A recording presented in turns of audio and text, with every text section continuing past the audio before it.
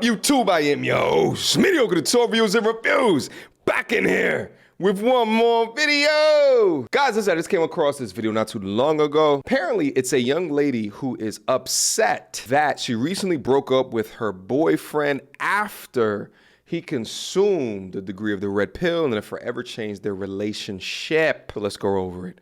Without further ado. So my boyfriend turned red pill, and at this point we haven't spoke for about a month. And I can't cope with the fact that someone who I saw is so compassionate and thoughtful and intelligent, so caring and open-minded, just completely did a 180. They were just so supportive and caring, and even when I would have my self-sabotaging episodes, they still loved me. Red flag already. You talking about having self-sabotaging episodes? Baby girl, you're emotionally downtrodden. You're emotionally unhealed. And to expect a young man to be your goddamn therapist, to be so caring and so soothing through your self-sabotaging episodes is absolutely ridiculous. But maybe I'm judging too early. Let's proceed. It really felt like a blessing. And being with them made me realize, like, all the things that I needed to work on. Oh. But it came to a point where I started noticing differences in them. Like, I started noticing that they would talk to me like I was like their child, like something that they had to have control over. And then it evolved into hypothetical arguments all the time. Like, just about the stupidest stuff, about like child support and what makes a woman valuable. What? And like what women want in a man, all that. I'm like, I don't know why you're talking to me about this. Oh God. And it would get so bad because it really just pried at my insecurities, especially when talking about like women whose dads left. She's a loser. And I would always just end up crying and asking, oh my God, why are you doing this? And as someone who has like poor emotional control, it took a lot to not just like blow up all the time. She's a loser. I said that before, and probably some of you guys were like, well, tell us why, MTR. I'll tell you exactly why. She complains that the man was talking to her like a child, but then she also admits to having poor emotional control. Guess who else has poor emotional control? Children. You see, as you become an adult, one of the key markers of adulthood is that you can control your damn emotions because the world doesn't revolve around you. You are not the main character.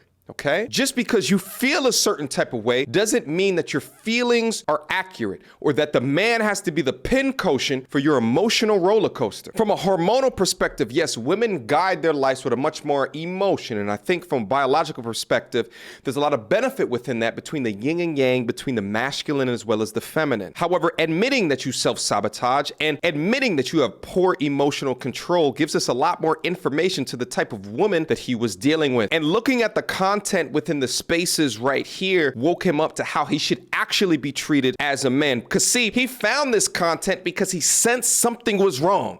He sensed something was amiss. His boys hit him up and said, why did Susan just act like that last night? Why did she take you out of whatever you were doing to have fun? Why did she call you while you were having fun with us? Why this? Why that? And he began to question the relationship that he was in because the bullshit that you pull him through is what men have been convinced to deal with through mainstream media propaganda as promoted within modern media today. Pay attention. And it was so hard to just step back and be like, okay, that's like, he's just going through a weird phase. That's not the person who he is. It just kept progressing, and no matter how much I tried to improve myself and just give him what he was asking for, I felt like it just wasn't enough. I still don't understand what he was asking for because these types of women that red pill podcast men talk shit about, like, I don't have a lot in common with.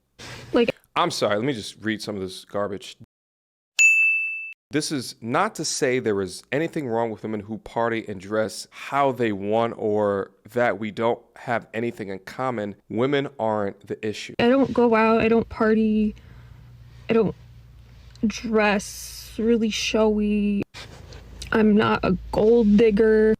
Like, all I wanted was to just be loved by somebody. I felt like I was being torn apart. Like, I did this, but it wasn't enough. I don't know what to do.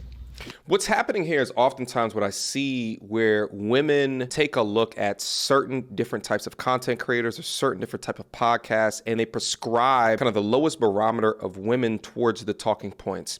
And the reason why they do that is because it is an escape route, right? It's a get out of jail free card. Well, I'm not like that type of woman. I'm not an OnlyFans model. I'm not a stripper. I have a college degree. Therefore, they're not talking about me. Therefore, the things that they're saying do not apply to me. But guess what, man? We often talk about the state of the emotionally unstable woman today, the same type of woman that fixes her emotions when she goes into the workplace, but around me and in a relationship, she acts like a child. Now, at the same time, let me give credence. There's always three sides to every story, and we don't know all of the damn sides. And oftentimes I see men come across content within the space, and depending upon who they choose to follow will help them understand a degree of balance within the talking points that they thrust out into these dialogues, these conversations, whether it be in group settings or with the person in a relationship with. But I'm less likely to believe from someone who's self-admittedly that they are an emotionally unstable person. Let's go. It just wasn't gonna work for them because I was too American and I didn't understand, and the women overseas are better.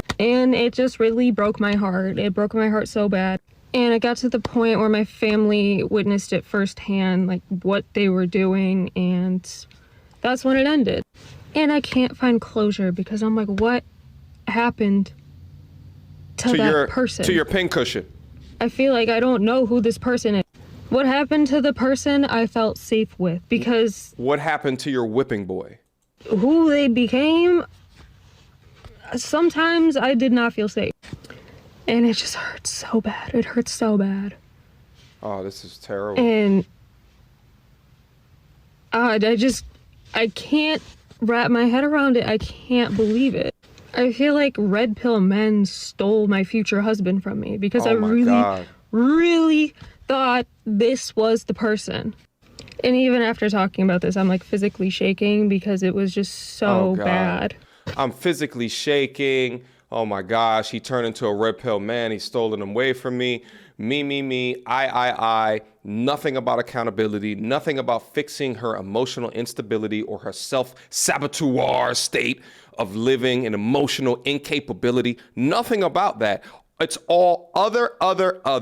I am the main character. Let me take my emotions that make me physically shake as if he's a woman beater, and let me plaster that all over the internet. You even doing this alone is a red flag, ma'am. I hope you understand that. Men appreciate respect, and one of the ways that you respect a man is to respect his privacy. So if you believe that you're still in a relationship, y'all are definitely exes now at this point, especially if the young man continues to watch content in a sector like this. We can't trust women like you. You're too Western. You're too modern. You're forever a victim. You don't understand men. And you go on no quest within yourself to try to understand men because you have so much fixing within yourself to do. And that's fine. Go off and fix yourself, because the last thing that you should be doing in a relationship is looking towards a man in order to fix you. Let's listen to the last couple of seconds. Like, at this point in my life, I don't want anybody. I don't want to be with anybody. Good.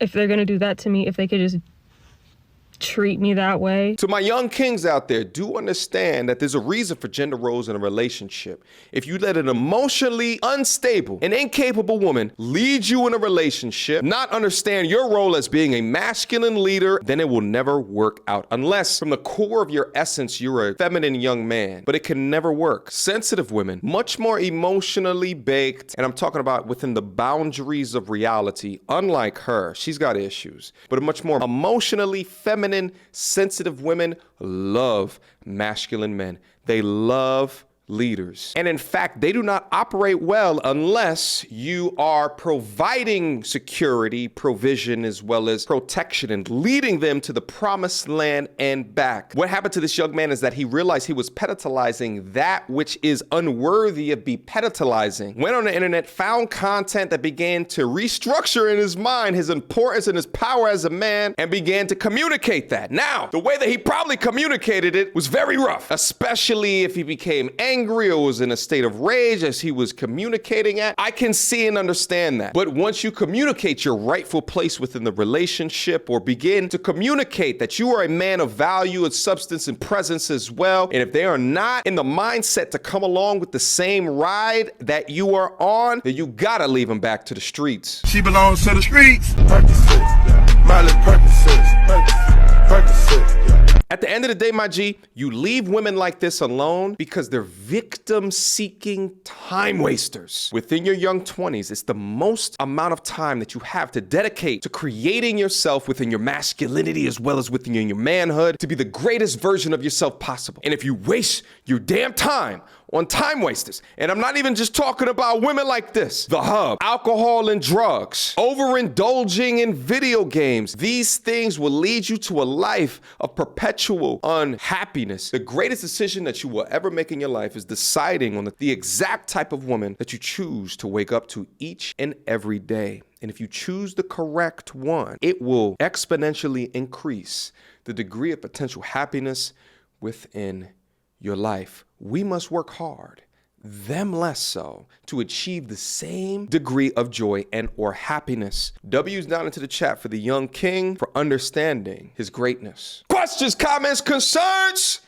Y'all already know what to do. Mediocre tutorials and reviews at gmail.com. What you guys think about the content today? Leave your thoughts, feelings, ideologies down in the comment box down below so we can have a conversation about it. Until next time, YouTube. Peace.